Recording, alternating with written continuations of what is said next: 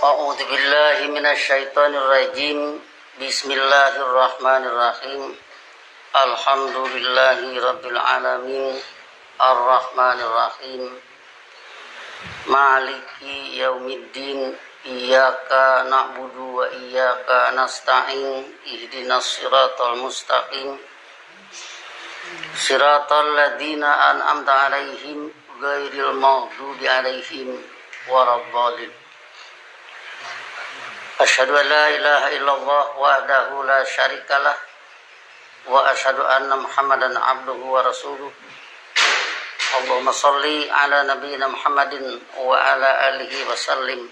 Amma ba'du, ayyuhan nas, usikum wa iyaya bitaqwallah faqad fazal muttaqun. Sidang Jumat yang saya hormati, pada Jumat pertama setelah bulan Ramadan, wasiat pada saat ini, marilah kita untuk kesekian kalinya mendalami lagi kandungan makna pada surat Al-Fatihah, yaitu pada ihdinas siratal mustaqim siratal ladzina an'amta 'alaihim ghairil maghdubi 'alaihim waladdallin.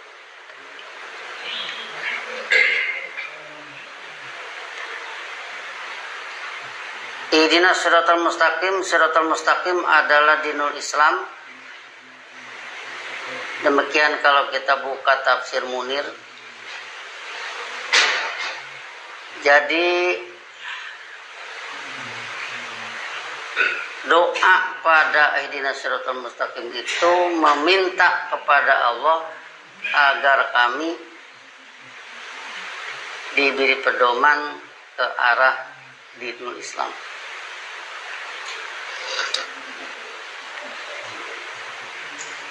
Kemudian siratal ladzina an'amta 'alaihim, kalau istilah tata bahasanya itu badal dari siratal mustaqim. As-siratal mustaqimah berharakat patah, sehingga badalnya pun harus berharakat patah. Sirato patah. Kemudian kata sirato ini majemuk dengan alladzina an'amta 'alaihim atau idofat, sehingga sirato tidak beralif lam tapi tidak boleh bertanwin karena dia idofat.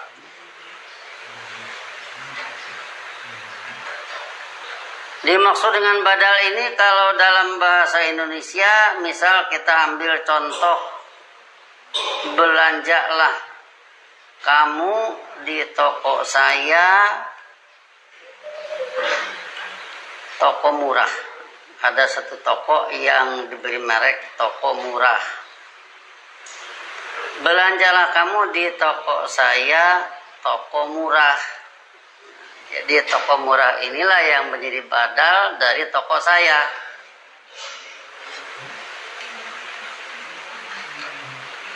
Yang kita maksud di sini supaya kita paham bahwa as-siratal mustaqim itu adalah siratal ladzina an'amta 'alaihim.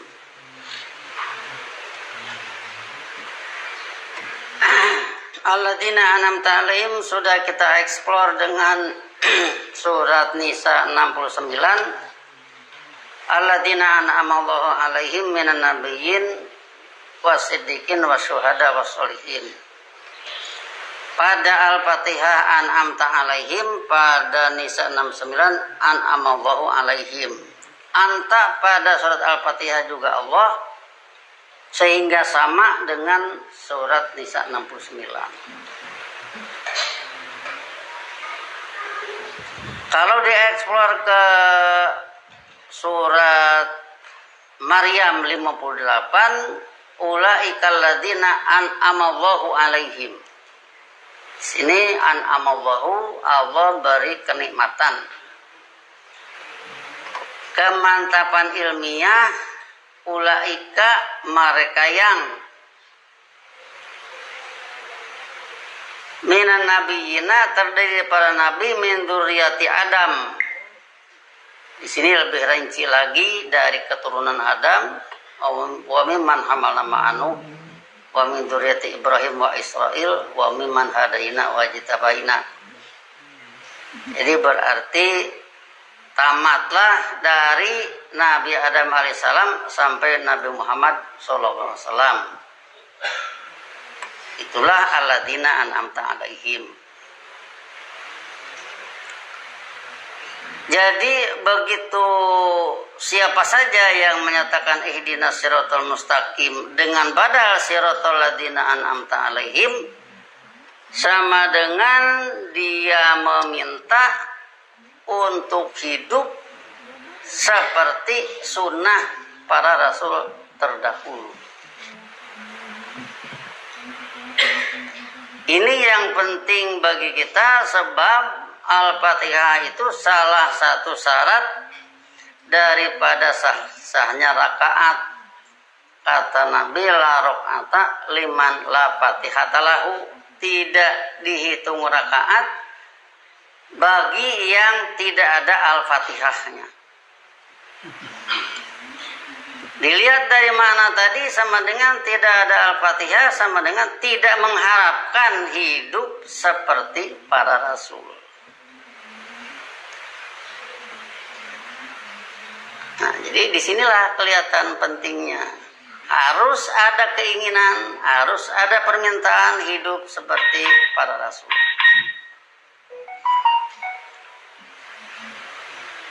Kemudian dengan ghairil maghdubi alaihim, ghairi artinya bukan,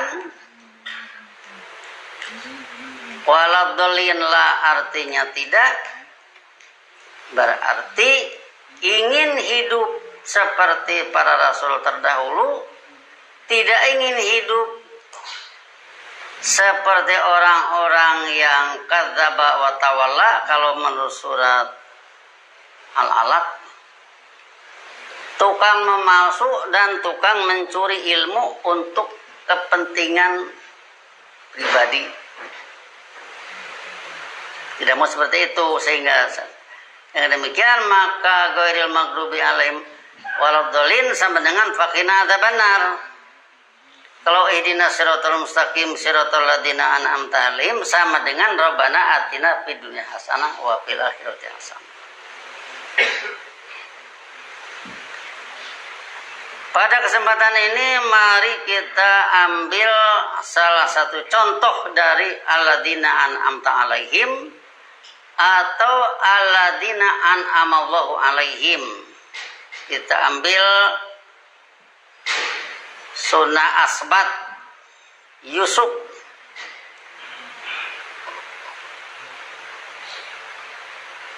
Sunnah asbat Yusuf ini adalah satu sunnah rasul yang punya kehebatan, kemudian outsidernya juga orang baik di Mesir. Outsider yang dimaksud adalah Maliku Misro, Raja Mesir.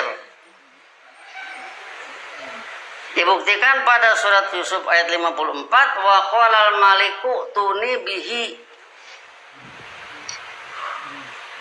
Raja menyatakan, datangkanlah dia kepadaku. Wa qalal maliku tuni bihi sama dengan wa qalal maliku tuni bi Yusufa, datangkanlah Yusuf kepadaku. Jadi sama dengan sunnah rasul ini diundang oleh penguasa Mesir.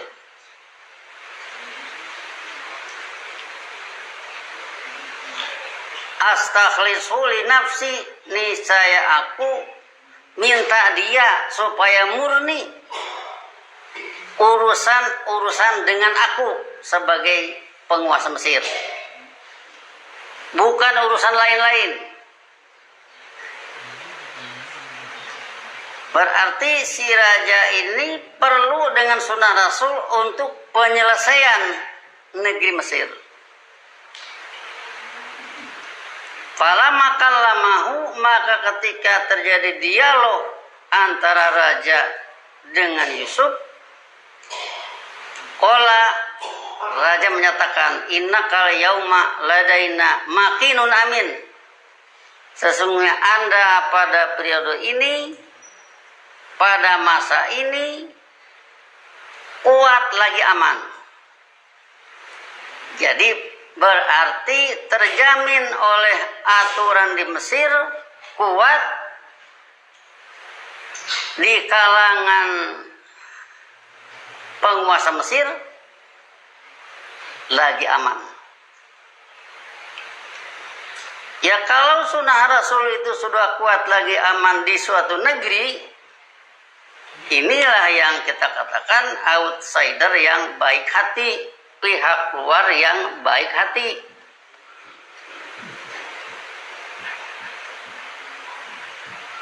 Setelah itu,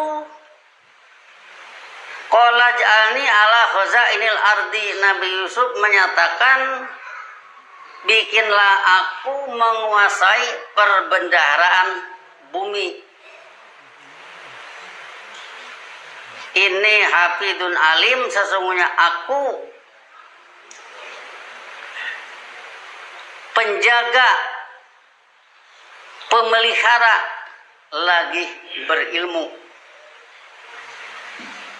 Jadi permintaan Nabi Yusuf ini agar perbendaharaan dipegang oleh orang yang menjaga amanat,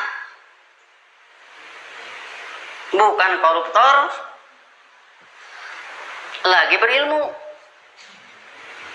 Berarti arah dari perbendaharaan bumi ini ke arah pembangunan hasanat di dunia, pembangunan kecerdasan, pembangunan kemakmuran, pembangunan keadilan, pembangunan berbagai kebaikan.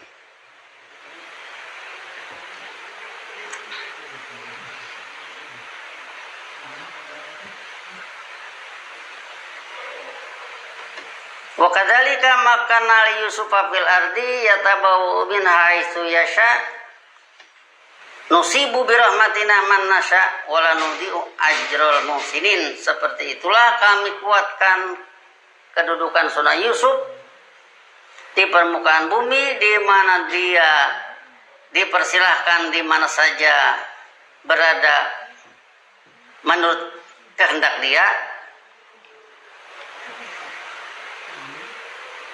Nusibu bi rahmatina man nasya'u, kami memastikan kehidupan saling kasih sayang kepada siapa yang kami kehendaki, yaitu yang berkehendak iman. Wala nudhi'u ajral muhsinin, serta kami tidak bakal menghilangkan imbalan para pelaku tepat, orang-orang yang bertujuan ihsan.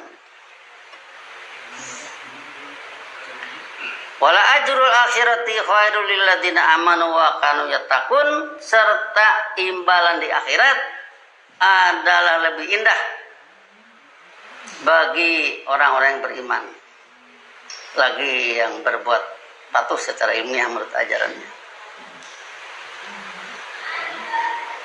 Ini yang kita katakan, sehingga kalau misalkan siapapun yang berucap ihdinas siratal mustaqim, siratal ladzina an'amta alaihim, inklusif ke dalamnya sunnah Yusuf. Meminta sunnah Yusuf berlaku lagi pada masa dia hidup.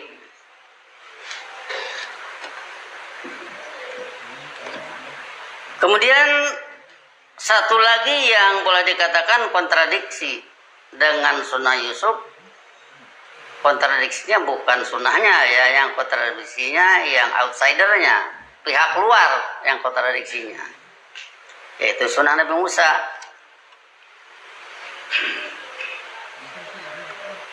Pada surat Nazi'at ayat 15 nanti sampai ayat 26. Hal ataka hadis Musa, apakah telah datang kepada Anda cerita sunnah Musa? Idnadahu rabbuhu bil wadil muqaddas, itu ketika pembimbingnya menyerunya di mana dia berada di lembah suci yang bernama Tua.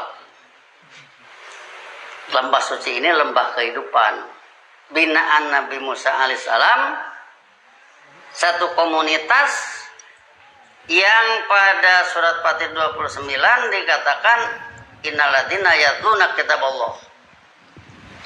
Mereka yang melakukan studi kitab Allah wa aqamus shalat, selanjutnya menegakkan salat, satu pembinaan iman atau pembinaan kepatuhan, wa anfaqu mimma razaqnahum sirra wa alaniyatan, serta mengeluarkan anggaran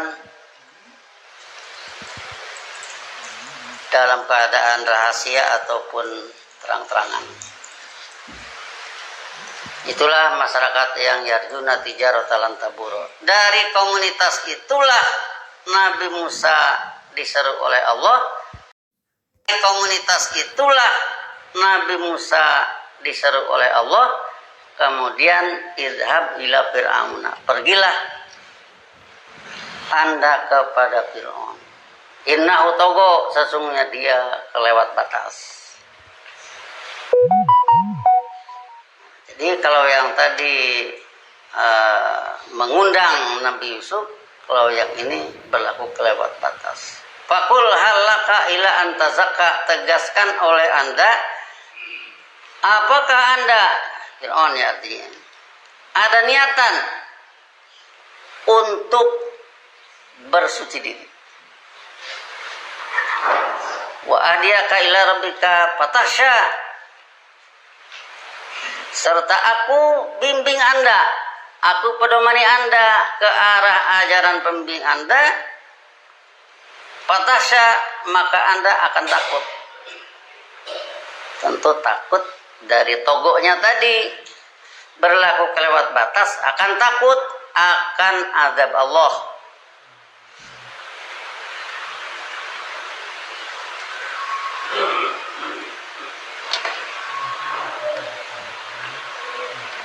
Fa'arahul ayatul kubro, maka dia Nabi Musa memperlihatkan kepadanya pembuktian ilmiah yang maha besar.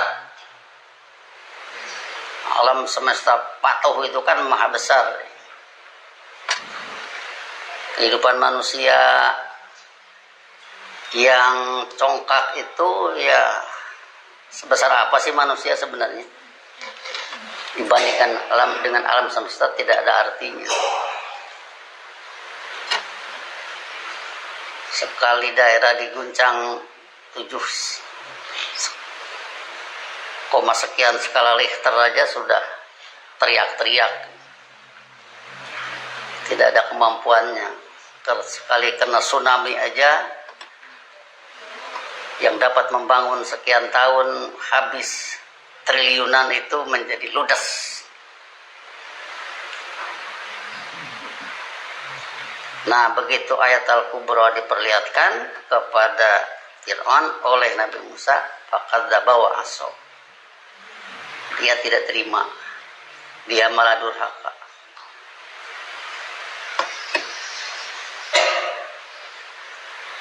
Summa adbara yas'a, kemudian berbalik, berusaha, hasyara panada, dia kumpulkan bawahan-bawahannya, kemudian menyerukan ana rabbukumul a'la, akulah pembimbing kalian yang lebih tinggi. Rabbun sudah kita eksplor sama dengan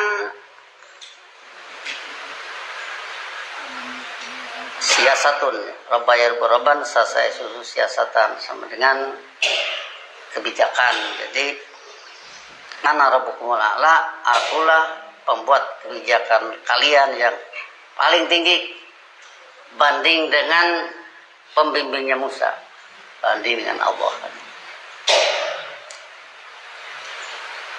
Nah, maka bagiannya fa'ahadahullahu nakalal akhirati wal ula, maka Allah menghukumnya dengan laknat akhirat dan dunia. Inna fidzalika la ayat la ibratan liman yasha, sesungguhnya dalam hal yang demikian adalah pelajaran bagi siapa yang merasa takut. Jadi Kalau Nabi Musa berhadapan dengan outsider yang tinggi diri, yang tidak terima dakwah Nabi Musa, tetapi ujungnya sama saja. Nabi Yusuf menjelma di Mesir, Nabi Musa juga menjelma, sebab Fir'aun itu kebagiannya ditelan Laut Merah dengan sikapnya itu. Nah, jadi dari sini sama dengan kita kembali kepada ihdinas siratal mustaqim, siratal ladzina an'amta alaihim, sebagai badal dari siratal mustaqim, di mana alladzina an'amta alaihim inklusif, termasuk di dalamnya ada sunnah asbat Yusuf, ada sunnah Musa. Jadi berarti yang diminta oleh siapapun yang melakukan sholat itu adalah sunnah para rasul min dzurriyyati Adam, seperti diuraikan tadi, sampai dengan sunnah Nabi Muhammad. Itulah yang diminta pada siratal ladzina an'amta alaihim. Ini yang kita maksud, sehingga dengan demikian maka sholat itu adalah bukan urusan main-main. Sholat itu adalah pembangunan hidup yang tiada taranya tingginya di permukaan bumi ini dibanding dengan kehidupan manapun. Sebab kehidupan yang selainnya tentunya patuhnya bukan patuh kepada pencipta. Kalau patuh kepada pencipta harus dipelajari kalam pencipta, ucapan pencipta harus dipelajari. Kalau tidak dipelajari ucapan pencipta, bagaimana patuh kepada pencipta? Nah, jadi dari sinilah saya kira sekelumit dengan ihdinas siratal mustaqim siratal ladzina an'amta alaihim. Kemudian yang tidak diinginkannya yaitu waqina adzabannar ghairil maghdubi alaihim waladdallin. Barakallahu li wa lakum fil Qur'anil azim wa nafa'ani wa iyyakum bima fihi min ayatil wa dzikril hakim wa taqabbala minni wa minkum tilawatahu innahu huwas samiul alim wa astaghfiru innahu huwal ghafurur rahim.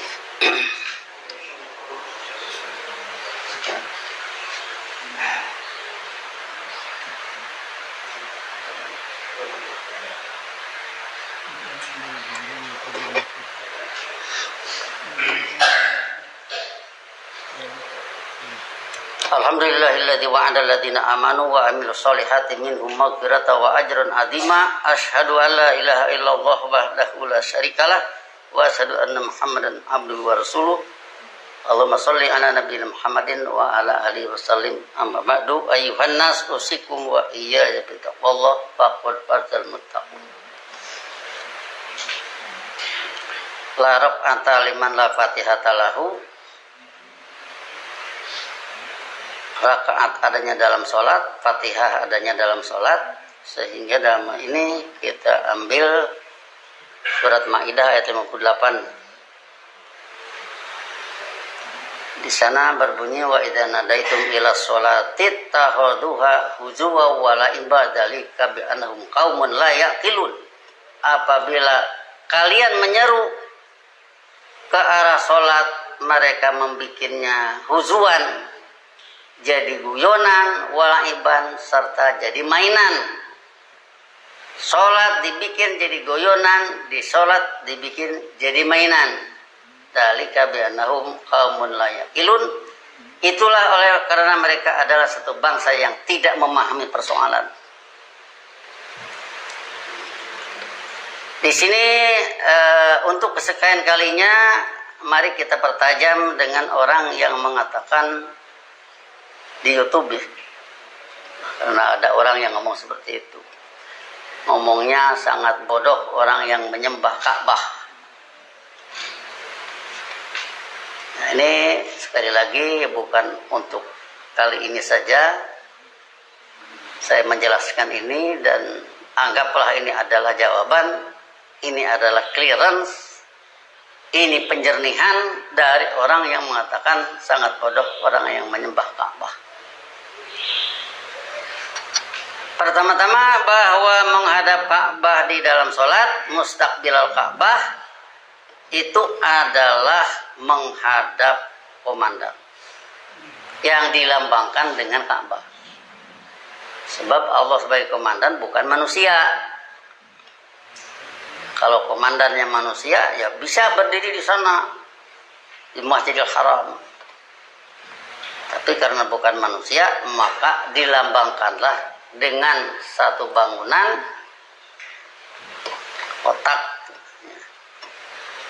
ada pintunya, ada dinding dan sebagainya, ada Hajar Aswad, kesanalah menghadap sebagai simbol daripada Allah sebagai komandan. Kenapa kita katakan simbol daripada komandan? Sebab siapapun yang haji melakukan tawaf, yang umrah melakukan tawaf, mereka berucap labbaika sambil melambaikan tangan ke arah Ka'bah. Arti labbaika menurut Kamus Munawir, aku sambut panggilanmu dan dengan setia siap menerima perintahmu. Ini ucapan mirip prajurit yang menghadap komandan. Aku sambut panggilanmu, berarti Allah yang memanggil. Kalau Allah yang memanggil tentunya ada hal yang penting. Masa orang memanggil begitu datang ke sana, nggak ada apa-apa, masa begitu? Ada hal yang sangat penting. Allah memanggil orang melakukan haji, di sana tawaf. Orang melakukan umrah, di sana tawaf, mengucapkan aku sambut panggilanmu dan dengan setia siap menerima perintahmu. Berarti siap menyebarkan kalamullah, siap menyebarkan dinul Islam, siap menyebarkan kehidupan tertinggi, kehidupan yang bisa menyelamatkan di dunia dan di akhirat.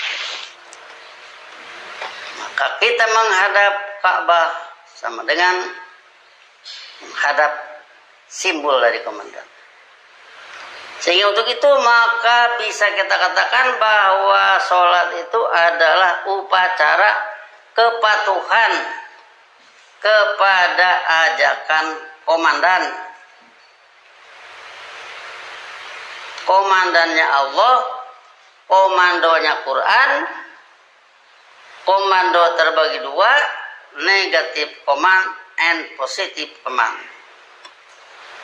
Komando positif dan komando negatif, sehingga bisa diistilahkan amar ma'ruf nahi munkar. Pakai ayat Quran yang dipahami dan diterjunkan di dalam sholat.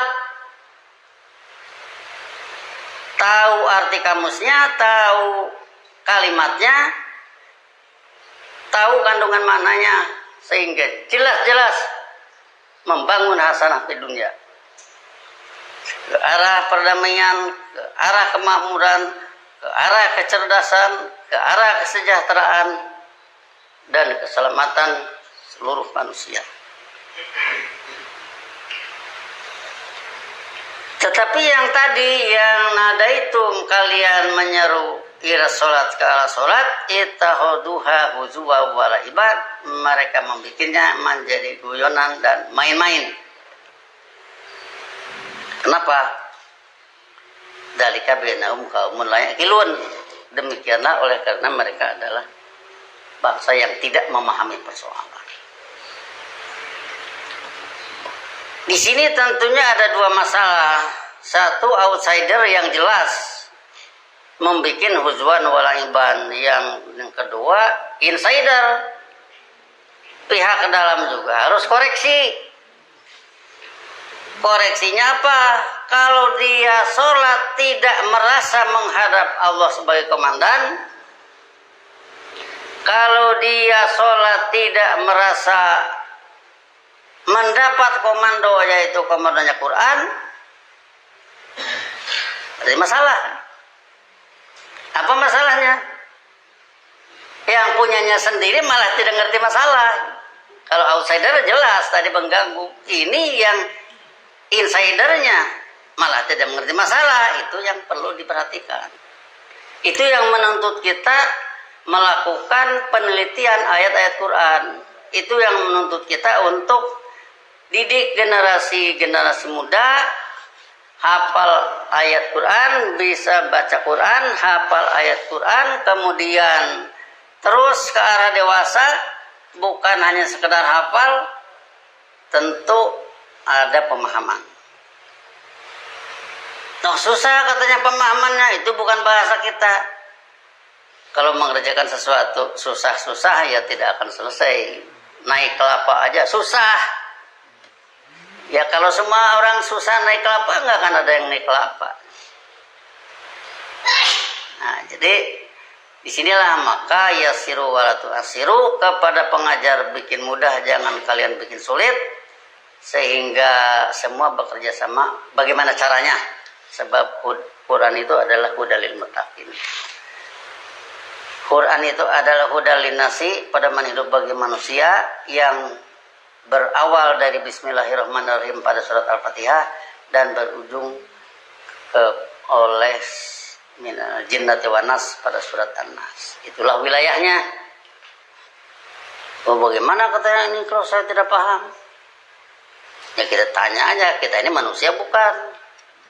Ya manusia lah, itu kan hudalin nasi. Bagaimana caranya? Ya harus carilah caranya sampai bisa paham.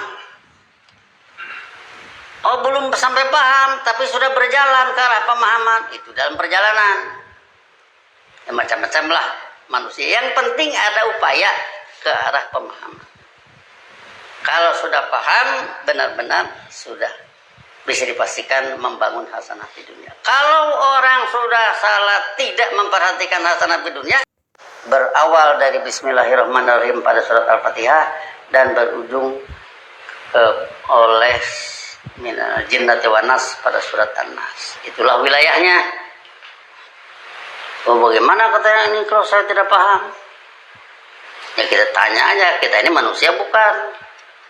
Ya manusia lah, itu kan hudalin nasi. Bagaimana caranya? Ya harus carilah caranya sampai bisa paham. Oh, belum sampai paham tapi sudah berjalan ke arah pemahaman, itu dalam perjalanan. Ya, macam-macam lah manusia. Yang penting ada upaya ke arah pemahaman. Kalau sudah paham, benar-benar sudah bisa dipastikan membangun hasanah di dunia. Kalau orang sudah salah tidak memperhatikan hasanah di dunia, berarti ada masalah yang perlu dikoreksi. Mungkin ada misunderstanding. Jadi dengan demikian, asal jangan dibalik. Ya misalkan kalau kita mengatakan bahwa sholat itu adalah upacara, jangan dibalik nanti bahwa sholat meniru upacara. Itu dibalik namanya. Kalau boleh upacara meniru sholat, ya kan sama-sama yang upacara menghadap komandan. Tapi kalau dalam upacara tidak sampai ada sujud dan ruku kan. Tapi dalam sholat ada sujudnya yang melambangkan kepatuhan, ada rukunya yang melambangkan kepatuhan, ada telunjuk ditunjukkan satu supaya jangan banyak pengatur, Allah saja. Supaya Allah saja. Kalau dalam sujud misalkan semua menghadap ke arah Ka'bah. Sujud ala sab'ati a'dha'in, 7 anggota sujud, 1 dahi berikut hidung, kemudian 2 telapak tangan kiri kanan juga menghadap Ka'bah, kemudian 2 lagi lutut dengan paha dan betis yang menghadap Ka'bah pada titik lutut. Sudah berapa? Ada 5 ya. Yang 2 lagi, 2 ujung jari kaki juga menghadap Ka'bah. Ini melambangkan satunya yang dipatuhi, jangan ada yang dipatuhi yang lain. La syarikalahu, tidak ada yang turut campur terhadap kebijakan Allah. Ini sekelumit tentang jawaban kita, sehingga dengan demikian mudah-mudahan dari kalimat sangat bodoh orang yang menyembah Ka'bah bisa kita jawab itu omongan tidak ada dasarnya. Sebab yang menghadap Ka'bah bukan menyembah Ka'bah, tetapi menghadap simbol daripada pemandangan. Sehingga dengan demikian mudah-mudahan kita bisa mengklirkan permasalahan ini kepada siapa yang menyatakan demikian. Allahumma shalli ala nabiyina Muhammad wa ala alihi wasallam. Rabbana la tuzigh qulubana ba'da idh hadaitana wa hab lana min ladunka rahmatan innaka antal wahhab. Rabbana hab lana min azwajina wa dhurriyyatina qurrata a'yun waj'alna lil muttaqina imama. Rabbana innana sami'na munadiyan yunadi lil iman an aminu bi rabbikum fa amanna. Rabbana faghfir lana dzunubana wa kaffir 'anna sayyi'atina wa tawaffana ma'al abrar. Allahumma inna ala dzikrika wa syukrika wa husni ibadatika. Rabbana atina fid dunya hasanah wa fil akhirati hasanah wa qina adzabannar. Ibadallah, innallaha ya'muru bil 'adli wal ihsan wa ita'i dzil qurba wa yanha 'anil fahsya'i wal munkar wal baghi ya'idukum la'allakum tadhakkarun. Fadhkurullaha yadhkurkum wad'uhu yastajib lakum wa la dzikrullahi akbar. Wassalamualaikum warahmatullahi wabarakatuh.